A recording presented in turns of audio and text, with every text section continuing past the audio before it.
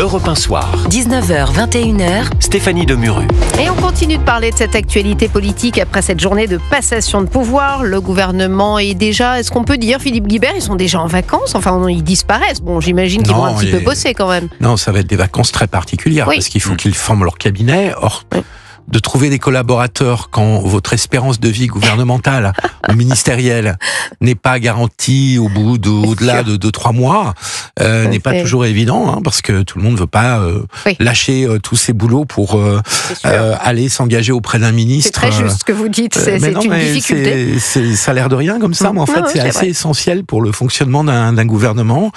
Et puis il va falloir qu'il prépare le budget quand même, c'est-à-dire que chaque ministre va être confronté à son enveloppe budgétaire selon les orientations que voudra donner François Bayrou et puis le nouveau ministre de l'économie, dont on parle très peu.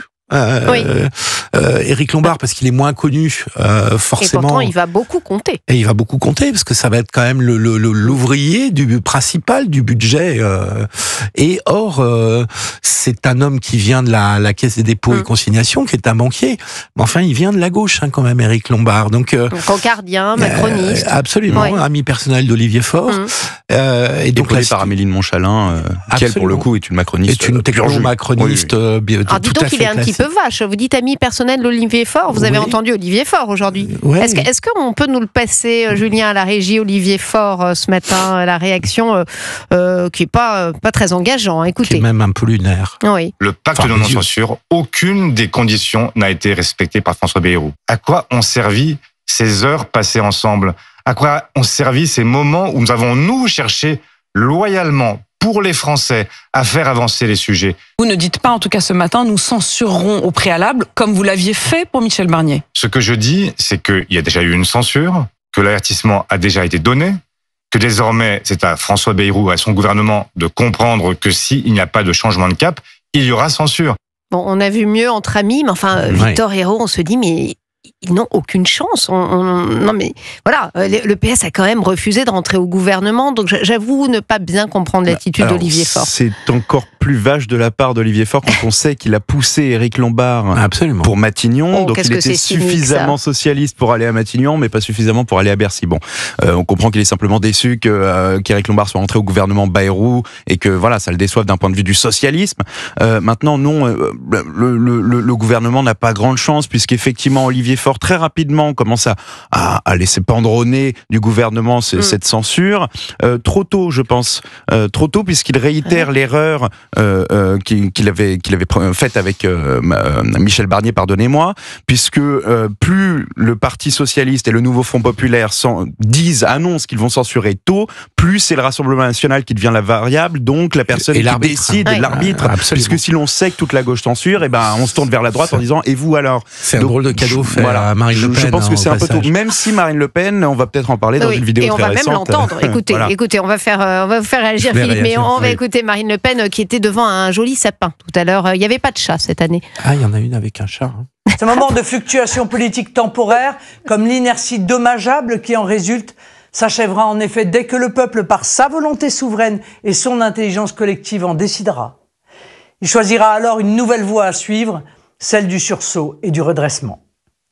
Ce moment ne manquera pas d'arriver dès que les institutions le permettront, c'est-à-dire, nous en avons tous conscience, bientôt, très bientôt, au pire dans quelques mois. Alors je retire, il y avait bien une vidéo avec un chat, décidément, Marine Le Pen. Non mais trêve de plaisanterie, Philippe Guibert, bon c'est pas engageant non plus, c'est un tout petit peu moins rédhibitoire qu'Olivier Faure, mais enfin, pareil, aucune chance quand même. Aucune chance, je mettrais deux nuances. La première nuance, vous avez raison, c'est mal parti. On va pas se raconter l'histoire.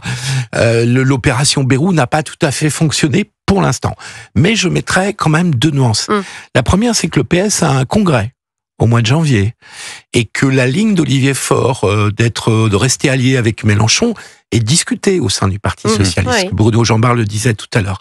Et de savoir comment tourne ce congrès, est-ce qu'Olivier Faure garde le cap ou la barre du Parti socialiste est une première question.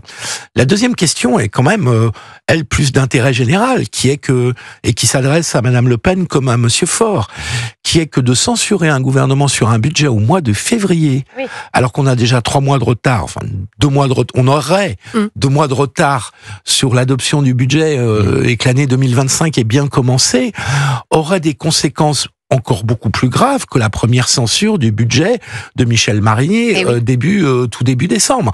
Parce qu'il y a un moment quand même, il faut le rappeler, personne n'a envie d'en parler, mais il va bien falloir diminuer nos déficits, diminuer nos dépenses, faire sans doute quelques petits efforts fiscaux pour réduire ce maudit déficit que personne ne veut regarder en face.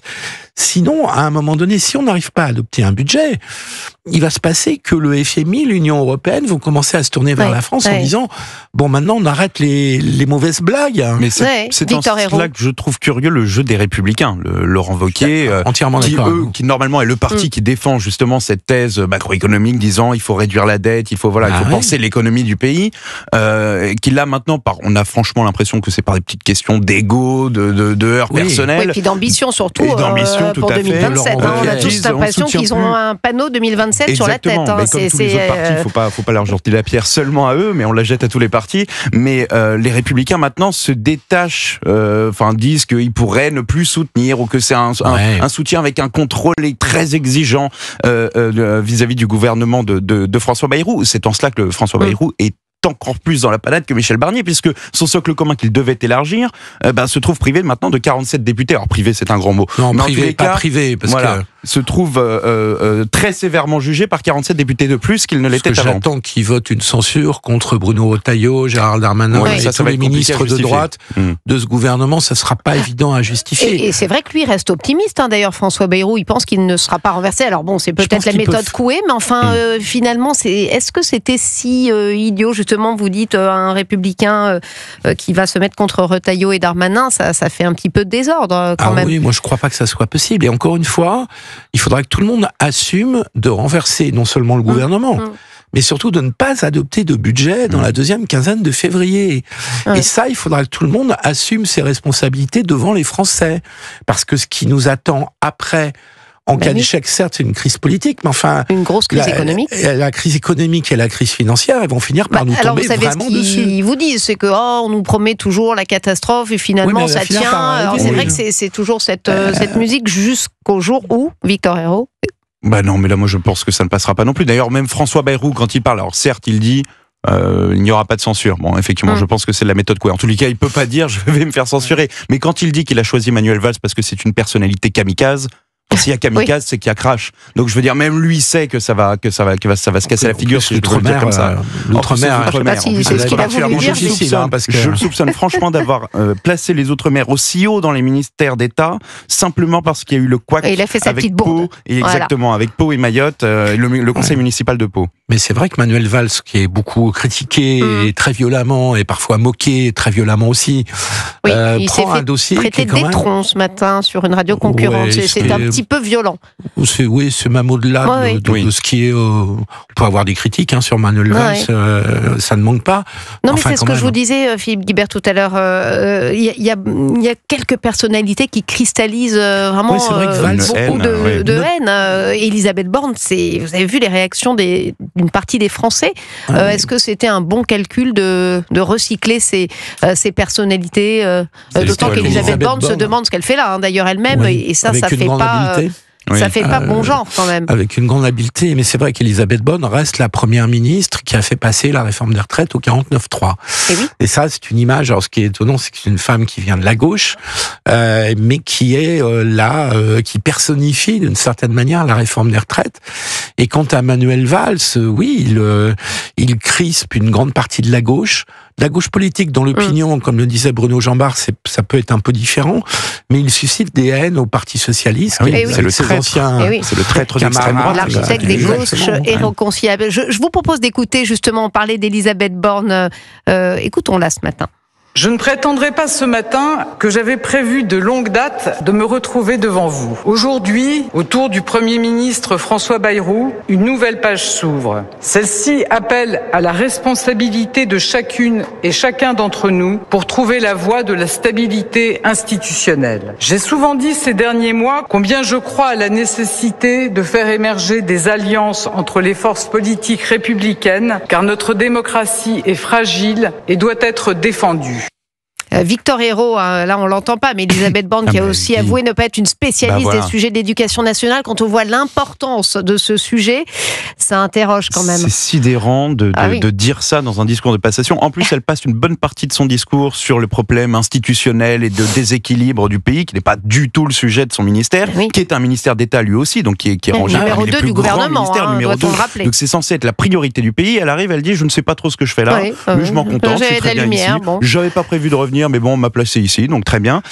En revanche, s'il y en a un, hormis tous les professeurs de France à qui ça peut déplaire, c'est Gabriel Attal. Moi, je trouve qu'on ne parle pas assez de Gabriel Attal. Les attalistes ont disparu, d'ailleurs, je crois, un petit peu à la faveur d'Emmanuel Macron, qui n'en voulait pas manifestement. Ils ont complètement disparu. Et on a mis à la place Elisabeth Borne, Gérald Darmanin, qui sont les rivaux de Gabriel Attal. Je pense que Gabriel Attal, là-dedans, perd complètement la main sur le gouvernement. C'est-à-dire que Gabriel Attal, d'abord, il a été un des plus critiques à l'égard de Barnier, on vous le disait tout à l'heure.